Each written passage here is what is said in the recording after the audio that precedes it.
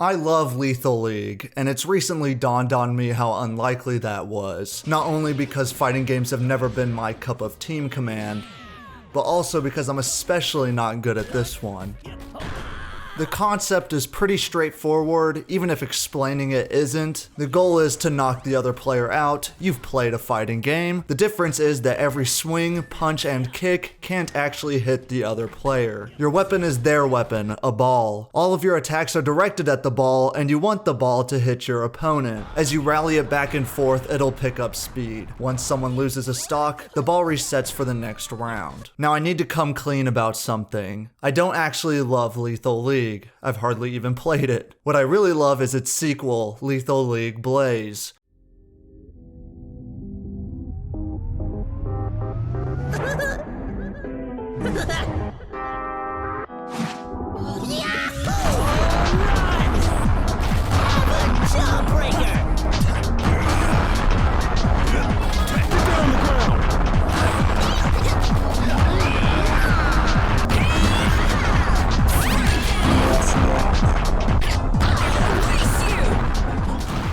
Blaze won me over, not just to where I give it preferential treatment over its predecessor, but to where I can confidently say that I've enjoyed it more than any fighting game I've ever played, and I want to talk about why.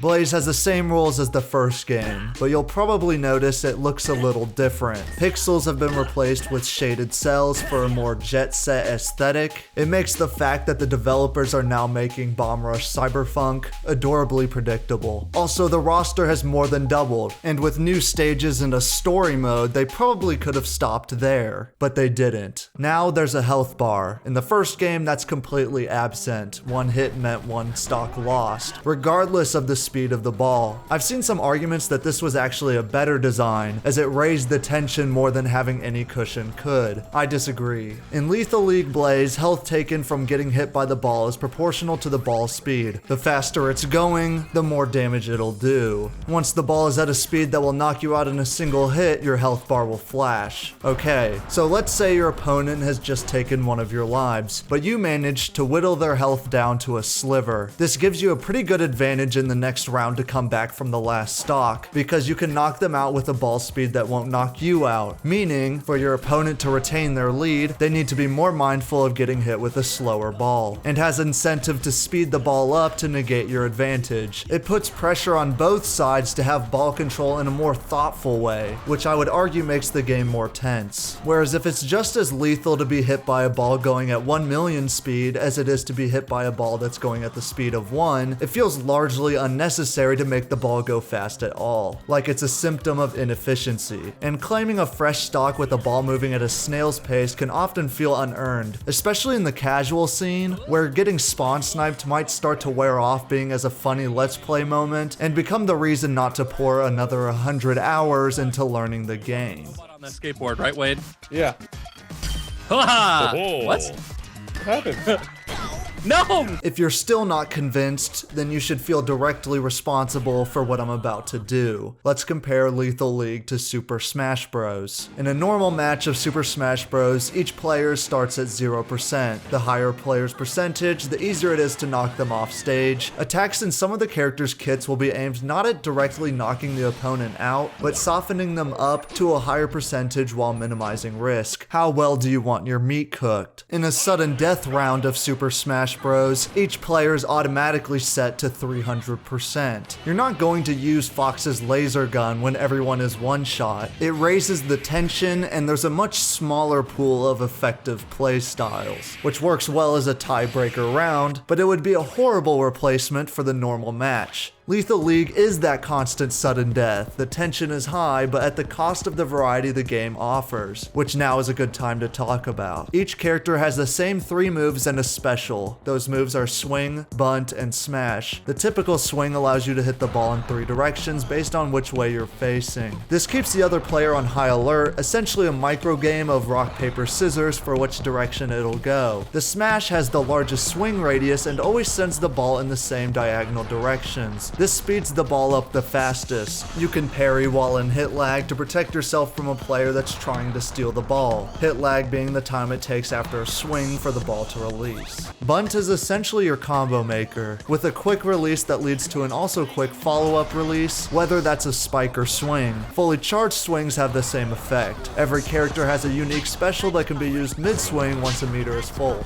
Okay, wow, cool, that was a fun paragraph. Here's what Blaze did to improve this kit. Spikes are a downward version of a normal swing, meaning the ball can hit at 3 new angles. It corrects the awkwardness of the original game when trying to swing at a fastball that's completely horizontal. Parries have changed a lot from the original game. Instead of the duration of a parry depending solely on the ball speed, now the player controls how long to parry. This still has the role of preventing ball camping and lengthening hit lag, but it's more forgiving on timing. The trade-off is that parries can now be countered through grabs. Grabbing the ball leads into a throw, which is tough to pull off while it's in motion, but with a high payout. It can punish a predictable angle and is the only way to counter parries. This means the player in hit lag needs to be smart with parries, since it's not only draining the special meter, but if you're read by your opponent, you'll be eating all of your damage. It's a cool dynamic that adds to the game at higher speeds. As the player in hit lag, do you wait for the special, or will you benefit from the added time or catch your opponent swinging too early? As the player waiting for the ball to release, do you close in to see if you can counter a parry, or do you buy yourself space to respond to the ball? Get up attack is pretty self-explanatory. It lets you call the ball when you've been knocked down. The ball needs to be close and not in grab or swing animation. If you don't pull the ball, then you'll be stuck doing a taunt that's really fucking embarrassing and you'll probably die. It's a great solution to a major problem the health bar provides. If you can get hit to the ground, how do you get up and respond to the ball fast enough? Every move modified and added follows the rule set established in the original. A game focused on timing and reacting not just to the ball, but to your opponent.